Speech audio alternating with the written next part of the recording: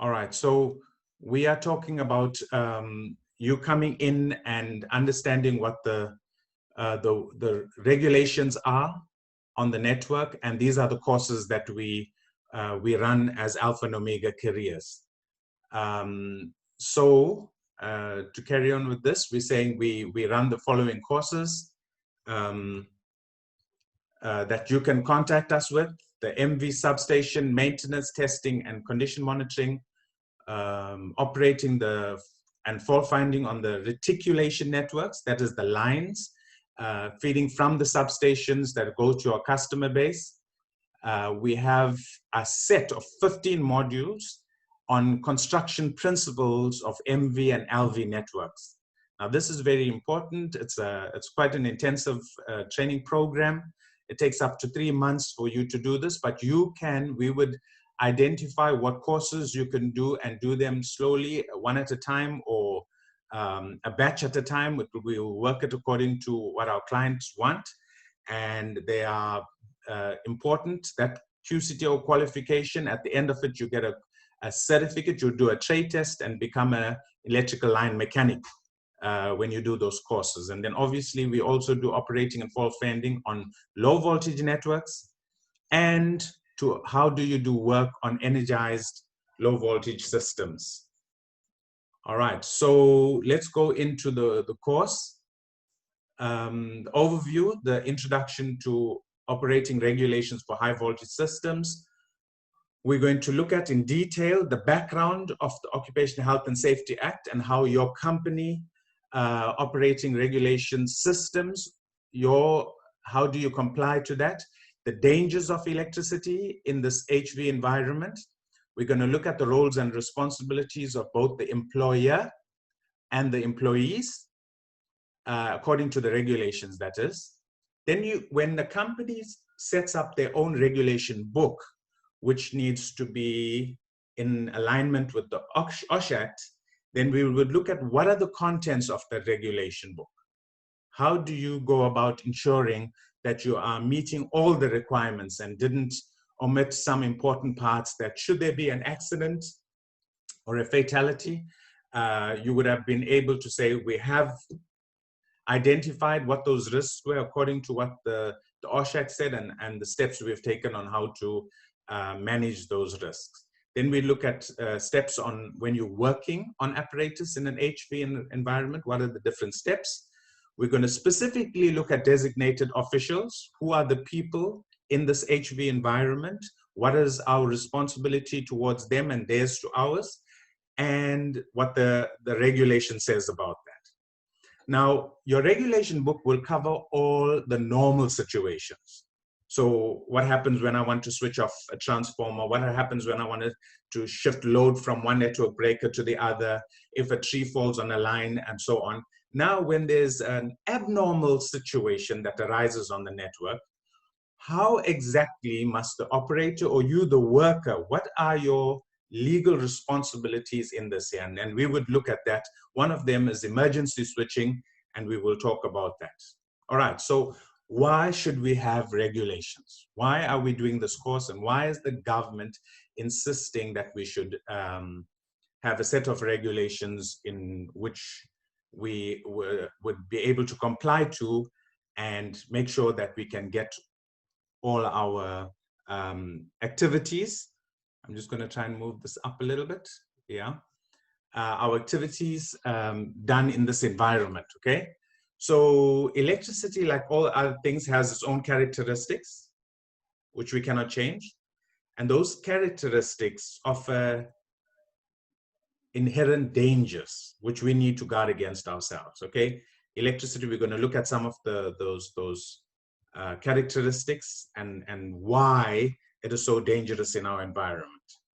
Now, as much as electricity is one of the most useful tools, if we do not know how to work with it, if we do not respect it, remember, electricity doesn't discriminate.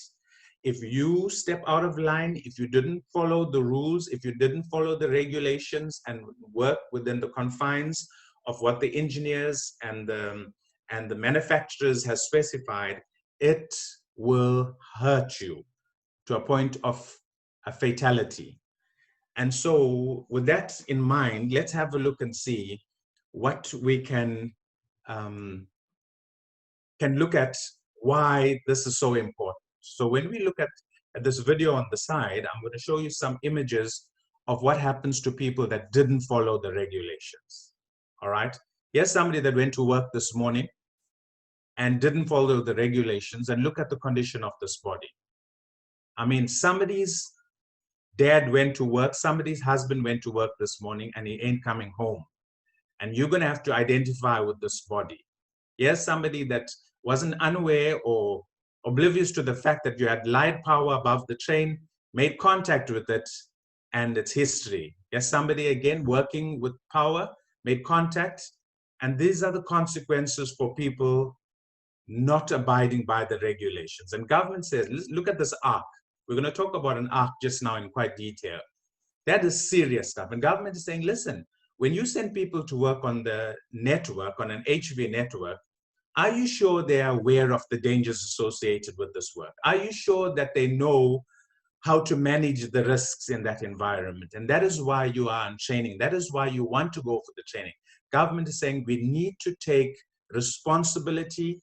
The employer needs to take responsibility, and the employee needs to take responsibility, so that the day's work that was expected of this team that went out is in fact managed and controlled from a safe environment. Now, why do governments get involved?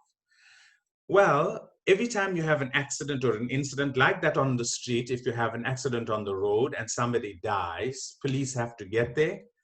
It's either going to be in our country, when somebody dies, there has to be a case, a docket open, and there's an investigation to find who was responsible for this. And therefore, the OSH Act is a set of rules and regulations set down by government to control all the activities or working in the working environment, to make sure that it is safe to do that. So it says there, the government regulations are made to protect industrial workers. These regulations cannot cater for every situation, but they are broadly written down so that your company, when you are defining what the regulations and the procedures to work in your environment, you would have to comply with what these broad OSH Act regulations are making you aware of, okay? So that there's a shared responsibility. So your organization on the right-hand side, in this example, I've got Eskom, you would then have to make a set of rules and regulations that will not be contrary to the government regulations. Which are the government regulations? The one on your left-hand side, which is the Occupational Health and Safety Act. And you'll have to supplement them. So when you make up your set of regulations, and it will be called company, let's say the municipality, eThekwini municipality regulations, or Richards Bay mineral regulations, or a certain mine, Ashanti mine regulations when working with high voltage, it will be a declaration of a policy that conforms to the government regulations, which is in the OSH Act. So that is why government gets involved, because they want the responsibility and accountability to be taken seriously when we send workers out there to do work on in an HV environment. All right. So what are the offenses and penalties? If you do not follow the regulations, or you breach these regulations, or found that you were negligent with these regulations, and an investigation starts by the Department of Labor, then if you're found guilty, you'll be fined. You can be jailed. Now, this is according to the OSH Act, right? Or both. Now, a question comes up here. Let's say you went ahead and you were working on a street light, or you went to do a meter reading, or whatever the case was, or you went to work on a transformer, and you left the gate open, or you didn't lock the meter box, and a child watched you while you were doing this, and later when you left the work site, he went in to have a look at it, and curious as young people are, I know what that is, and he puts his hand into the meter box, and he comes into contact with a live apparatus, and is fatally wounded, dies on the scene. And then there's an investigation and your company calls you in. According to the company regulations, they can dismiss you, okay, for not following the regulations. So you are dismissed from your company. You now don't have any work. You're unemployed. You're sitting at home. And that was the penalty for not following the regulation, the company regulations for leaving the meter box open. 2 months later, the father, the family of the deceased comes to you and say, listen, we want to hold you accountable. We want to sue you in your personal capacity. Whoa, whoa, whoa, you can't sue me because I've been fired. I used to work for this company at that time and now I'm fired. So, and listen, as much as you can be held accountable and would have been fired by the organization for not complying, you can also be held in your personal capacity. You can be held liable in a court of law for not complying with the OSH Act. So it doesn't mean if you were disciplined in your organization, you were demoted or fired or whatever the case were, your problems are solved.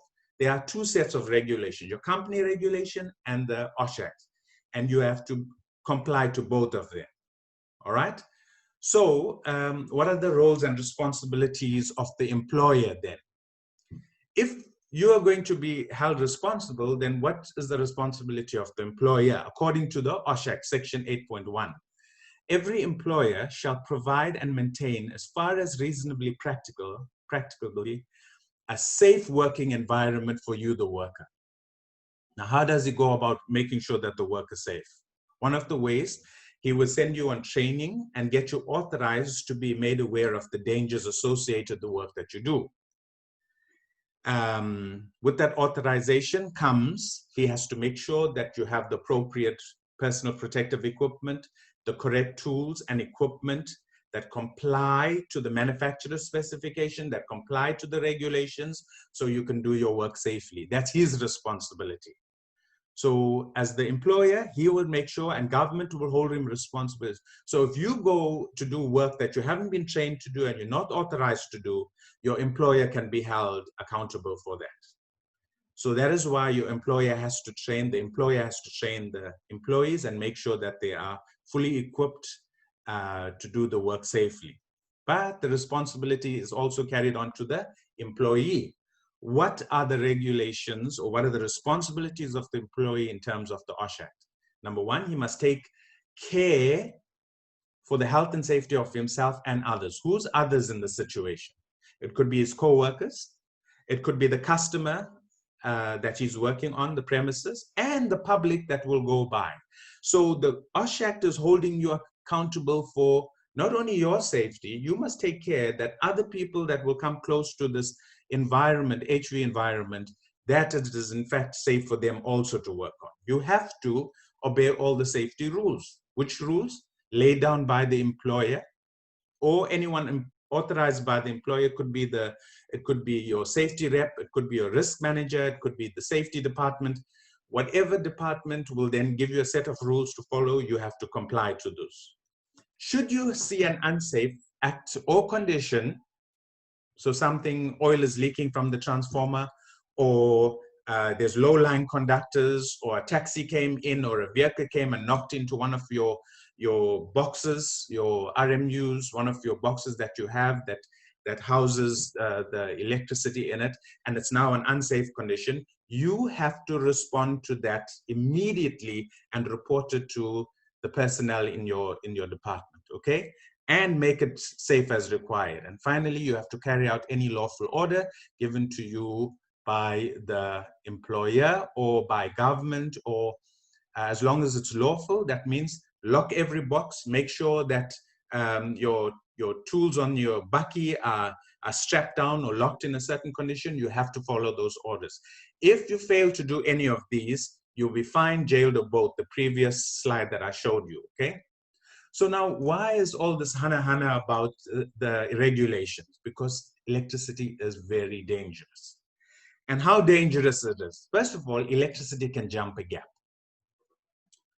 And what does that mean? You have conductors which carry electricity, and they're normally insulated, but we know that overhead lines are normally bare, and air is supposed to be a good insulator.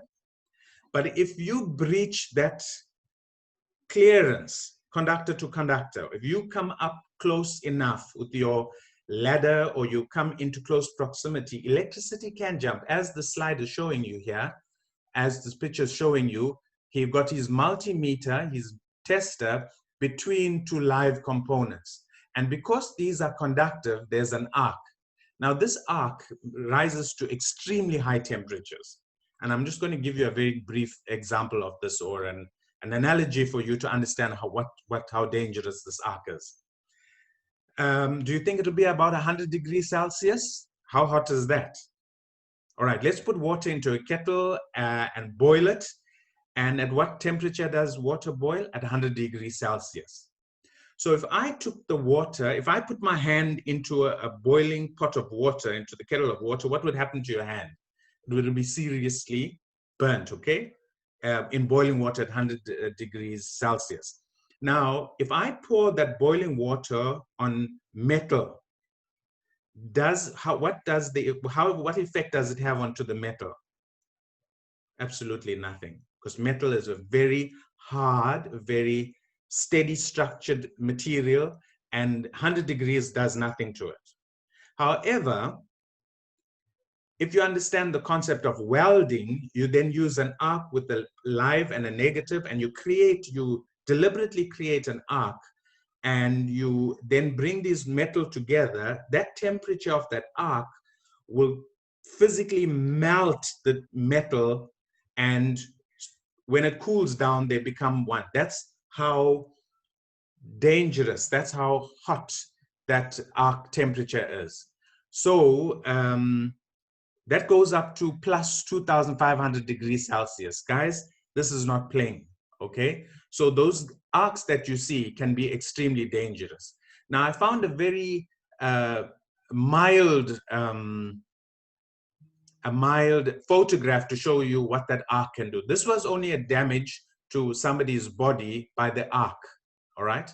But remember, the body is also a good conductor, and if electricity flows through, besides the arc that can burn the skin to that degree, and that is at a distance, okay? If you come into contact with the live conductor and current flows through your body, you can be seriously burnt on the inside and outside, and we're going to see a slide just now where it can actually cause you to die, okay, have an effect on you. What's more dangerous about electricity? You cannot see it, you cannot hear it, you cannot smell it, and because it's colorless, shapeless, and an arc arises when it's interrupted. My friend, if you go into an HV environment, even an LV environment, and you do not respect this thing called electricity, and the regulations teach you how to respect this electricity, and you breach that, and you disrespect it, my friend, you saw some of those pictures I showed you in the video, that's the consequence.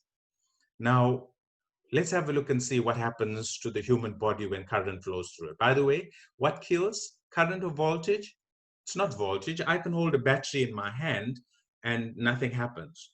But if I'm part of the circuit where the current that comes from the electrical pressure, which is voltage, that starts to move, the movement of those charges flows through my body, then we have a problem. And here on the next slide, I'm showing you on my x-axis is the sensitivity in terms of time. And on my y-axis, we have the amount of current that can flow that will affect the body. Now, 1 milliamp, we're talking milliamps here. 1 milliamp is 1 amp divided into 1,000. So you take 1 amp, you divide that into 1,000 pieces. And for an example, 15 milliamps will be 15 parts of that 1,000. 1 amp broken up into 1,000 pieces is 15 milliamps. But when I look at the small, and we have in our homes 60 amps, 20 amps, 40 amps is what our average in our household. I'm not even talking about MV here. If 26, and as we go up, you see over time, it's tolerated for a short time, and then you have your muscular control is compromised.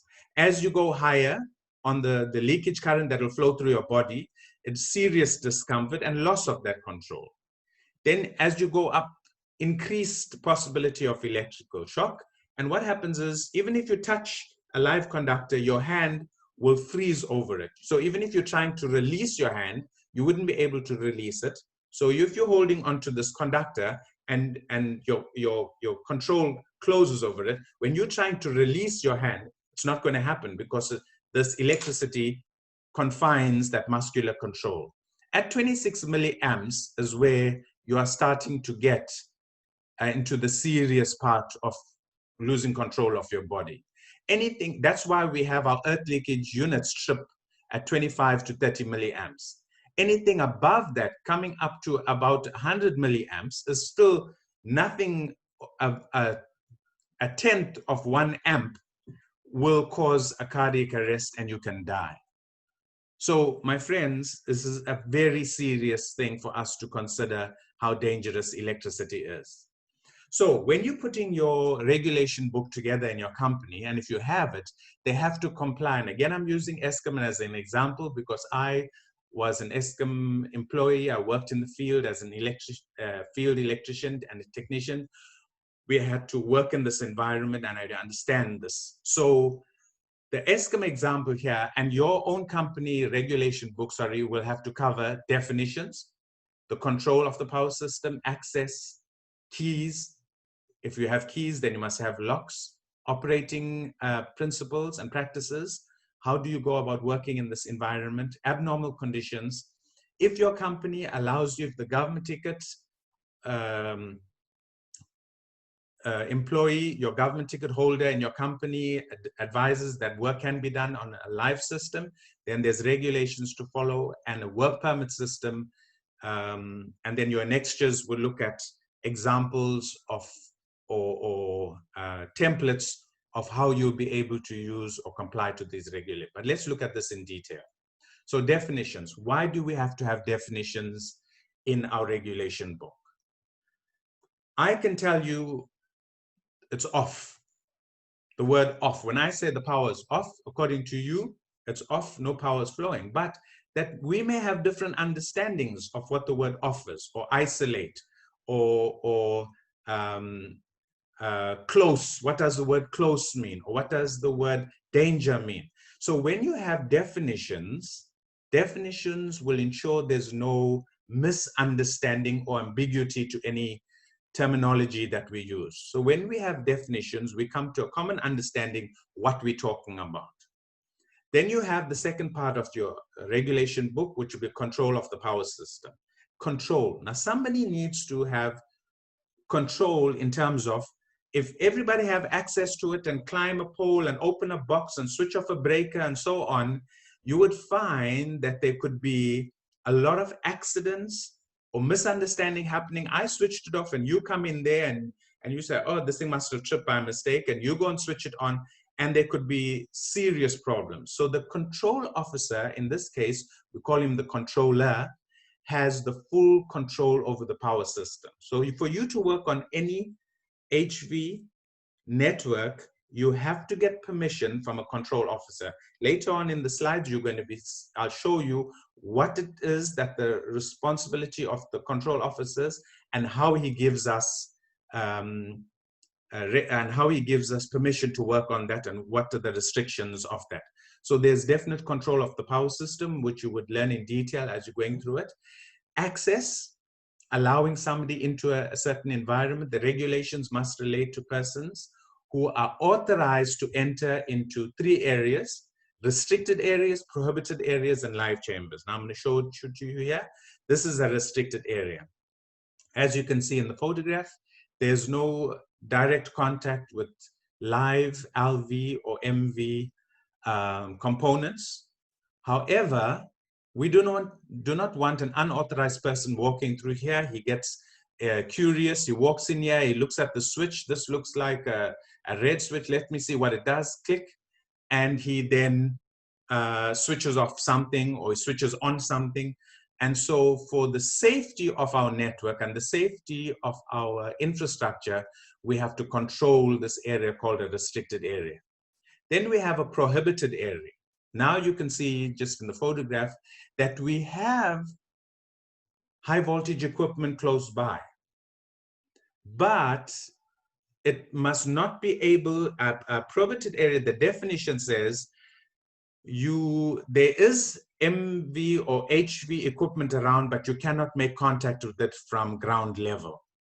So if that is true, then we would have to have barricading, permanent barricading, and in this example, we have fences and gates, which then you have to have certain authorization and certain keys to be able to access it. So that means you have to be trained to know how to stay away from those high voltage equipment, live HV equipment that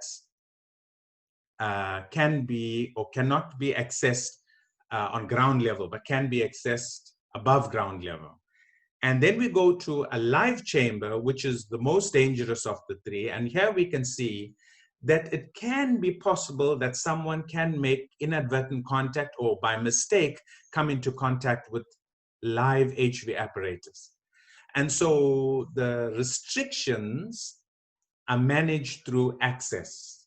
So only certain people that have been trained and have a certain authorization will have access to restricted areas, prohibited areas, and live chambers.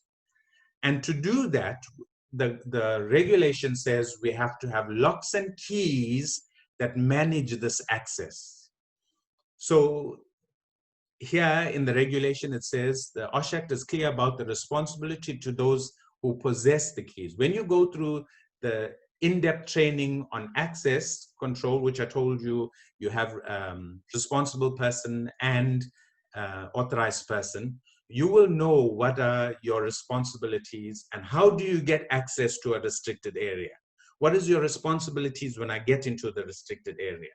What are the conditions for me to meet with, for me to be given keys into a prohibited area? What are my responsibilities when working in a prohibited area? And the same for a live chamber. All right, so once we have that, we can then look at what are the safe operating procedures and working practices in an HV environment. Now, operating, the word operating is very specialized in this HV environment, and it specifically talks about the sequence for making or working on a piece of equipment.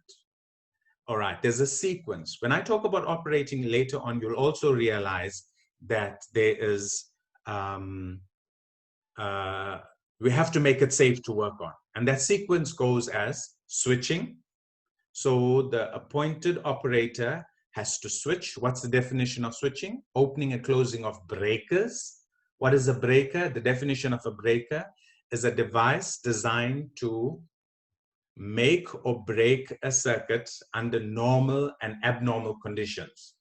And what is so special about this? If it can break a circuit under normal and abnormal conditions, mean it has an arc quenching medium. Remember we spoke about an arc? When you open up or you break a circuit, the electrons would want to continue, but you say, well, I need to stop.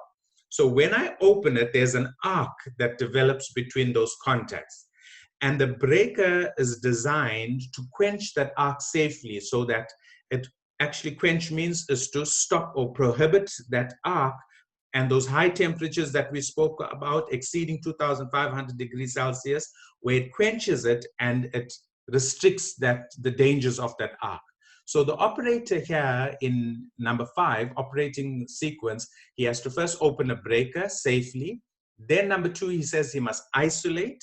Isolate means, yes, I could have opened a breaker, okay, but I'm not sure because the breaker is enclosed. I'm not sure if those contacts are open. Maybe one open, maybe 2 open, and it could be a problem. So we have to go to make sure and isolate. That means we have to create a visible gap. And that is by opening links, by breaking jumpers, by having isolator switches where there's a physical opening of the contacts that I can now see. And when I then isolate that part of the network that I wanted to work on, that's not all. I have to go and safety test using the approved safety equipment. I have to test to see that the equipment is in fact dead. I had to test a live side, test the dead side, the part that I've isolated, go back and test the live side again to make sure that it is in fact at 0 volts. And when I achieve that, then I can lock it in that open position, put a tag to notify somebody that will come by to where I'm working to say, why is this open? Maybe it fell out. Maybe it was a faulty piece of equipment. No. The tag that I would place there would let you know that someone had deliberately opened it and work is being in progress beyond that point of the isolation. And then finally, we do earthing. So the earthing is to make sure that that isolated line, if it is re-energized accidentally, and that could be because of operating errors, it could be because of lightning in the area, it could be because of another line falling onto that, a live line falling onto that isolated line, backfeed from the customer, whatever the case may be, the earth conductor will ensure that the fault current that will now come onto that isolated line will go down to earth and protect the worker. All right, and then we said we look at abnormal conditions to ensure at all times that the regulations must be complied to, but in an abnormal condition. And here we're saying there's emergency switching. So what happens if the operator, you're doing everything that you're supposed to do, and all of a sudden there is a loud explosion on the side of you, had nothing to do with yours. It so happened there was a vibration, somebody was doing some blasting not too far away. The vibration on the ground caused this to happen. And what happens now? Or there's extreme heat, there's a fire that started, and it's going to, the regulations teaches me or teaches you exactly what to do under those abnormal conditions. And obviously there's reporting and all that follows that. Now, as I said, live work is a very, very sophisticated set of techniques that you have to use to do live work, meaning that you don't isolate the line to work on it. It's not like what we said, the operating earlier on, switching, linking, safety testing, and everything. You're going to do work while the apparatus or the network is live. But this can only be done by trained operators and authorized using very, very clear procedures while doing this live work. And the only person that will be able to allow this here, as I said, is the government ticket holder in your organization that takes full responsibility to make sure that this can be done safely. But remember, it's not just any operator. It's a specific authorization for you to be trained to know how to do live work, but the regulation caters for that. And a work permit system. So when you're going to be working on a part of the network, the word permit there's both a noun and a verb to it. The verb will be a doing word. So I permit you to drive. I permit you to have coffee. I permit you to watch TV or whatever. I'm giving you permission. I'm permitting you to do something physically. Then the word, we pronounce it as permit, is a set of written instruction. It can come in the form of a card or a document or whatever that gives you a set of instructions that says, I'm permitting you, I'm authorizing you to go and do that work, but not more than that, okay? So a set of instructions that must be developed to ensure that all communication and understanding are captured on a proof system so that no misunderstanding or ambiguity would arise. All right, so what are the most frequent regulations that have been broken? Now, something is going wrong, okay? And government, the Department of Labor, together with your risk department or your safety department, look at the history over the working environment. It says, guys, why are we still getting people that are coming into contact with live apparatus, having accidents, equipment failure, fatalities, the public coming into contact with apparatus while we're working with it? And then they looked at it and said, when we do our research, we find one of the most frequent is lack of supervision. So when somebody goes, you authorize somebody, a worker, to go and do a job, and you don't, the trained and experienced person doesn't supervise the work, then the new employee or the untrained employee goes ahead and tries to impress his company and impress his boss to make sure he can do the work correct. And he did it with the minimum tools and equipment, and he's a guy that can solve a problem. And when there's no supervision, we find that this is when things go wrong. The second most frequent regulation broken is access control. If there's nobody, or there isn't any access control with gates and barricades and allowing a supervision to allow people to go in and what they do, access control, that's with locks and keys, then we find this is what's happening. People are coming into contact because they shouldn't be having access to that place, and problems arise. Thirdly, we look at work permits. I told you what a permit is. And if you are, we found that because there isn't permits given to people to go and work, and somebody was over enthusiastic to finish the job, and he's finished this part and he feels, I have extra time, let me go and finish the other part, but that part wasn't made safe to work on, and there's an accident or a fatality, and we find that there's breach in the work permit system. Working earths. I told you what working earths are, and there's an example of it. If I isolated the line, switched link safety tested, and the line is now safe for me to work on without earths, and you can see the clouds in the background here. And when there's movement of clouds or wind in the area, it can create static charges. The static charges can build up sufficiently enough to cause the worker to be zapped by these charges, and he could fall and he could injure himself. And so we have earths on the line that will then transfer those fault charges or fault currents that will take it straight to ground and protect the worker. Now we find that when people don't have sufficient working earths, this is what happens. We get people zapped because of induction, electromagnetic induction and electrostatic induction, and they fall or they get zapped and burnt, and that's one of the regulations. And finally, barricading. Now, barricading is temporary. We spoke about access control and gates and locks. Barricading are temporary barricades, restrictions, so people shouldn't go or wander into dangerous areas. So you'll find when you're working in an environment and you don't want somebody to come to this dangerous place you're working, or you made a certain place safe to work on and outside is dangerous, then you place barricading so somebody doesn't wander off when he needed to go and take a telephone call and he thought it's private. And so he moves to take this call and he wanders into close proximity to high voltage. The barricading will be what will restrict him from doing that. So what are the steps then for working on HV apparatus? What are some of the steps when you're about to do? First of all, you have to plan. Guys, if you don't plan your work, you're going to have problems. The picture shows you there, plan your work, then work your plan. All right. So how do you go ahead and plan your work? You have to make arrangements with control. Remember, we said you cannot touch any part of the network without permission of control.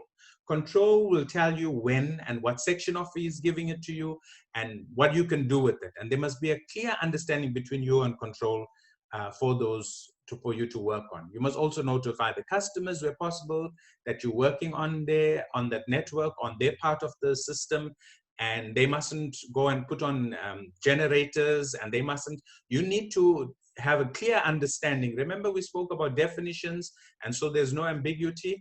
Also, your customers have clear understanding, and in your planning, you make sure that happens. Ordering of spares, materials, and specialized tools before you get to the job is very, very important. So planning is a big part of it.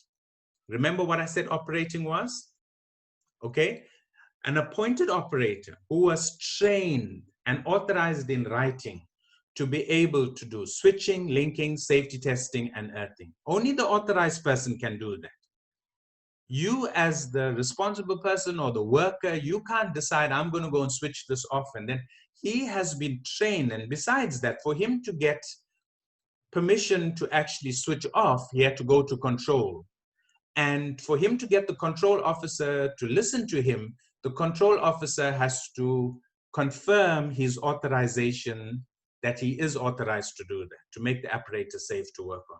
Okay, so we planned our work, then the operator comes and he makes it safe for us to work on. Then we must manage, if I'm calling the responsible person to come in and work, and I may have to put up that barricading, I may have to lock out certain pieces of equipment. How do I get to do this? I must issue work permits. I must make sure that the workers register is signed. So if workers are coming to work under my supervision in this area, I would explain to them what the work is, the nature of the work, the dangers associated with the work, do a risk assessment form with them, and they will sign that they understood what are the restrictions in this area. This is about access. And supervision is very important in this access part of it, okay? So you can see that there's dangerous environment, that this is where we're working here, and access must be controlled. Then comes the actual working. After all the preparation has been done, now comes the work. Now, the work must be done safely, number one, and obviously according to certain quality specifications. All right, so you can't go and make a plan. When you're working with high voltage equipment, if you didn't have, you lost the nut on this part of the equipment, you can't put a piece of wire and say, listen here, let's tie it up. The next time we come here, we put a nut. There has to be specific quality criteria that must be met, and it must be done according to the manufacturer's specification and according to the regulation. And supervision, that's why supervision is very important when the work is being done. So when the work has been completed, then it must be returned back to service. Who must do that? Again, only the authorized person or the appointed operator would come in, make sure that the work has been done according to the specifications, make sure that the workers have been removed. He would look at the workers register. There were 10 people working here, signed in, and 10 people signed off. It's possible that he may look aside and see, yes, there's the 10 people there that's working, that has gone off the site. The permit has been cleared, that arrangement that we had in writing, all is now good, everything is safe, and he checked the quality of the work. And if it is possible and he's happy with it, then only will he go back to control and get permission to switch that apparatus back on. Now, who are the people that have authority to perform specific work? Who are those people that are actually get this authority? According to the regulations, only people that have been selected, trained. So this training that we're doing is called training, but listen to this.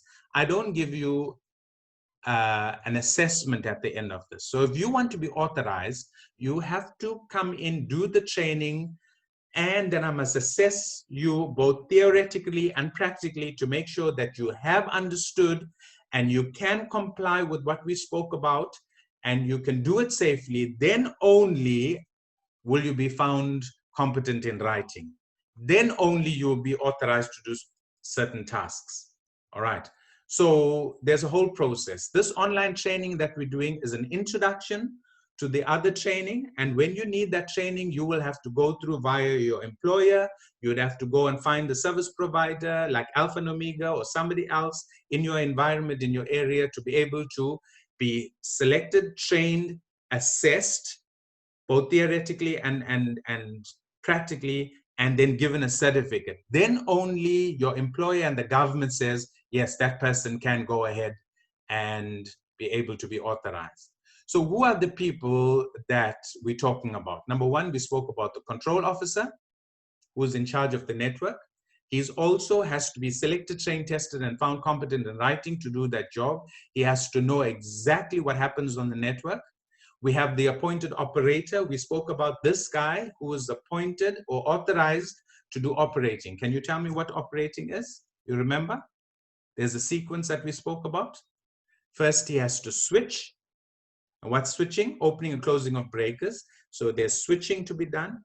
He's not satisfied after he had switched off the breaker, and the assumption is there's no energy beyond that point. He has to go and Isolate, that means create a visible gap by opening links or isolated switches or breaking jumpers where I can see it. When there is physical proof that it has been isolated, he must go and safety test. Okay, we said he must lock out and tag. Then he must safety test using an improved tester, test live, dead live, and ensure that it is 0 volts at the point that he decided to be where he is now committed that it is safe to work on. And then after testing it, he then puts earths, and we spoke about why he puts earths. And then the third person we're talking about here that gets authorized in writing is the responsible person. This person accepts work permits and supervises work, but he also has to go through rigorous training. He must be selected, trained, tested, and found competent in writing. And only when he can prove competence, then can we trust him to go into an HV environment that has been prepared by the appointed operator and given the responsibility to supervise the work and make sure work is carried out safely. And finally, we talk about the worker who is the unauthorized person. So he wasn't selected, trained, tested, and found competent. And he will do the physical work under the supervision of the responsible person or the appointed operator. Does it make sense? All right, so the unauthorized person is the worker, but he cannot do any work on the network without being supervised. So who's the control officer? The definition in the regulation says he works at the control center, he's at the control center and responsible for the general operating of the power system. Here in the picture I showed you, there's the control officer. You, the operator in the field, will tell him, look, control officer, my name is Errol Iradu. I'm working on network breaker 56, and I want to open a certain breaker, either a section breaker, a network breaker, or I want to work on a piece of equipment. Can I get permission to do that? He would look at the entire system, everyone else, who else is working on there. And he, based on his knowledge, will then give you permission to work, isolate, or do whatever he'll tell you to do on that day, but it will be recorded, okay? So that in the event that he should go, you carried on working and he changes shift, or he falls sick, or he goes on lunch or whatever, the system then has the tagging that we spoke about. So if he comes back or somebody takes his place, he goes back on network breaker 56 and he looks and he says, whoa, hold on, there's a certain section of this line that has been isolated by Errol Iradu at a certain time, and Errol Iradu is an approved or is an authorized person to do that, and then communication further will happen between the new controller and the operator. So what's his responsibilities? His two main responsibilities: number one, safety of workers. He can't allow Joe Soap to climb that structure and go and work on there if there is a possibility of Joe Soap coming into contact with live apparatus, or that line be accidentally made alive. So it's the safety of workers comes first, and secondly, the continuity of supply. Now, and I put a picture of a hospital here because should he just switch off the network or give you permission to switch off whenever it suits you because you want to go and do some work and you want to tighten something or you just want to check something? And what happens in the hospital? What happens in this operating room? So he has to make sure that there's a balance between continuity of supply, people's lives. This patient that's sitting on the operating desk, their lives are dependent on the power being available for the surgeons and the medical staff to do what they do. So Joe Soap can't just go and switch off whenever he feels like. So continuity of supply is also the responsibility of the control officer. For him to be in control, he must take control. In order to be in control, he must be in control. And to be in control, he has to have regular updates of what's happening in the field. Then we look at the appointed operator, and the definition here is the person means who has been authorized in terms of the regulation. So he has been selected, trained, tested, and found competent. He is now authorized to do operating. What is operating? Switching, linking, safety testing, and earthing. Why does he do that? He wants to make that part of the network safe so that work can be done on it, either by himself or the team that's working under him, under his supervision, or he can give a permit to the responsible person who's also have been trained and know the dangers associated with this work and so and then we look after the safety of the people. All right, so what then is the responsible person? Who's the responsible person? The responsible person, a person who's been authorized and responsible, ensuring that the work on the apparatus that has been made safe by the operator is covered in the work permit and can be carried out with safety and in the terms of the regulation. So that's the job of the responsible person, okay? He is responsible to work, to receive a work permit, to supervise the work. Who's the people that are working? The unauthorized, the workers. He will supervise the work that happens on the apparatus, and note that he'll only be able to do that after the authorized person first opens or switches, links, safety tests at the apparatus. Okay, guys, so that was just an introduction. I'm asking you, you will know that if you want to, if there's any questions that you have, you can direct those questions to me. You can do it online. If you unmute yourself, you can ask me and everybody will be able to listen to that. Or you can send it to me in writing. Maybe I need to respond to that question via by sending you documents. So the regulation itself, or a procedure, or a PDF document that explains it, the technical detail of it, and so we can keep that channel open. So for us to be able to manage this, I just want to show you one more slide. We're going to come to that. I'm planning on doing different webinars, but it'll all depend on your interest. On should you want this, then I will set it up for us to benefit. It's free again, like this one, risk assessments. And why do we have to have risk assessments? Why taking shortcuts on the job in an electrical environment cannot work. We spoke about electricity doesn't discriminate, and therefore why taking shortcuts wouldn't work. Why being safety conscious matters to me and my family more than it matters to the company. What does quality work mean? Does it benefit only the company or does it benefit me? Quality of my work. Is getting more information about the job the company's responsibility or my personal responsibility? So I'm about to go and do a job and I needed to know about the environmental issues, or I need to know about the earthing issues, or I need to know what are the specifications of this piece of apparatus that was designed or manufactured by, let's say, Asia or Siemens or whoever. Whose responsibility is that? Managing my time benefits me more than the company.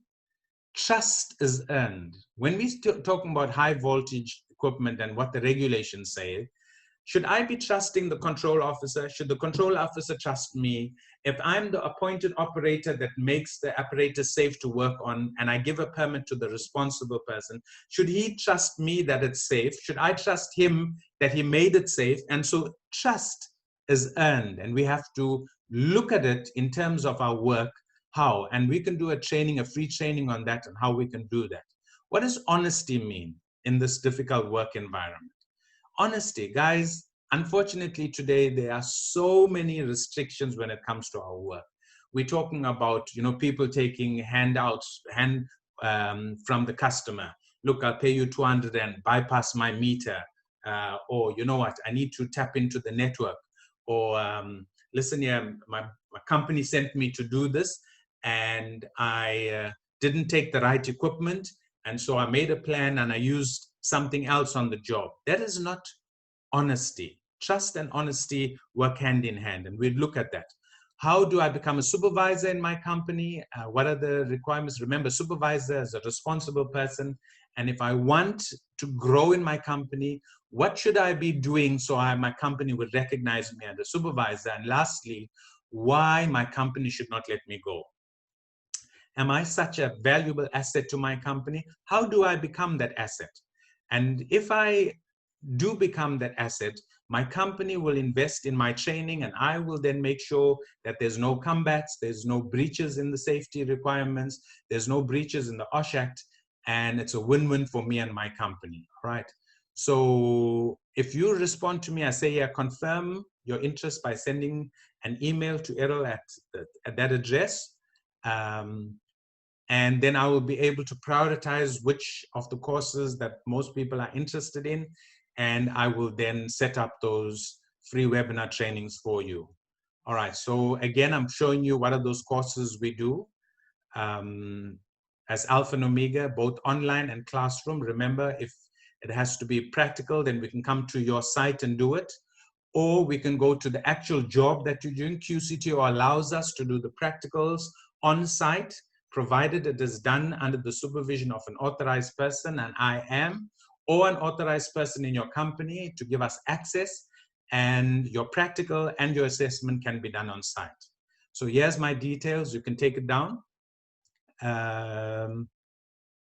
Yeah, I'll give you a few minutes. You can take down my telephone number and my email address, and you can make contact with Alpha and Omega, and we will then set up training as required. And finally, guys, thank you for participating on this program. It's free webinar that I've extended because of the amount of incidences and accidents that are happening.